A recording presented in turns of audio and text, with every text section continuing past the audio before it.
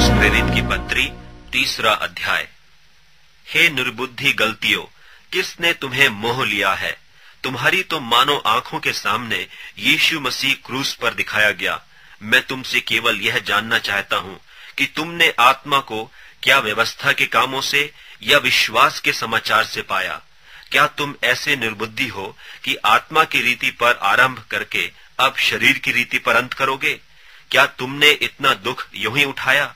परंतु कदाचित व्यर्थ नहीं।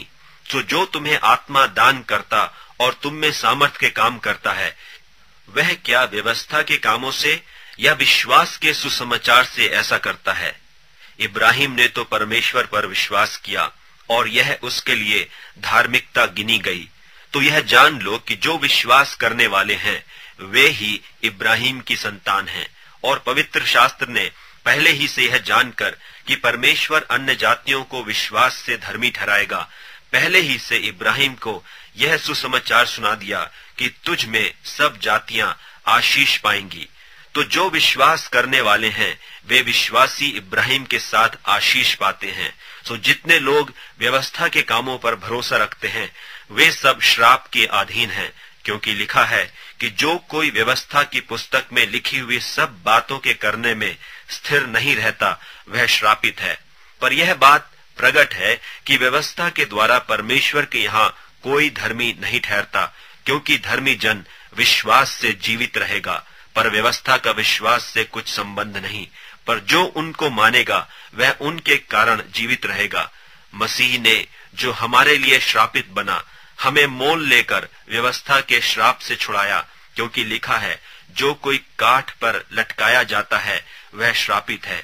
यह इसलिए हुआ कि इब्राहिम की आशीष मसीह यीशु में अन्य जातियों तक पहुंचे और हम विश्वास के द्वारा उस आत्मा को प्राप्त करें जिसकी प्रतिज्ञा हुई है। हे भाइयों, मैं मनुष्य की रीति पर कहता हूँ कि मनुष्य की वाचा भी जो पक्की हो जाती है तो न कोई उसे टालता है और न उसमें कुछ बढ़ाता है। निदान प्रतिज्ञाएं इब्राहिम को और उसके वंश को दी गईं। वह यह नहीं कहता कि वंशों को जैसे बहुतों के विषय में कहा, पर जैसे एक के विषय में कि तेरे वंश को, और वह मसीह है। पर मैं यह कहता हूँ कि जो वाचा परमेश्वर ने पहले से पक्की की थी उसको व्यवस्था 430 बरस के बाद आकर नहीं टाल देती कि प्रतिज्ञा व्यर्थ ठहरे। क्योंकि यदि मिरास व्यवस्था से मिली है तो फिर प्रतिज्ञा से नहीं, परंतु परमेश्वर ने इब्राहिम को प्रतिज्ञा के द्वारा दे दी है। तब फिर व्यवस्था क्या रही? वह तो अपराधों के कारण बाद में दी गई कि उस वंश के आने तक रहे जिसको प्रतिज्ञा दी गई थी, और वह स्वर्गदूतों के द्वारा एक मध्यस्थ के हाथ ठहराई गई।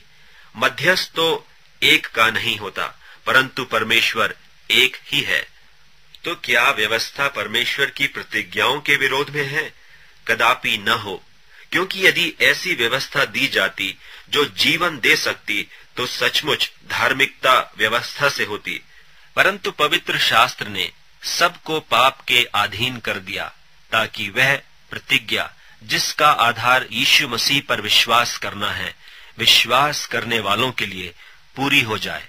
पर विश्वास से आने से पहले व्यवस्था की अधीनता में हमारी रखवाली होती थी, और उस विश्वास के आने तक जो प्रकट होने वाला था हम उसी के बंधन में रहे।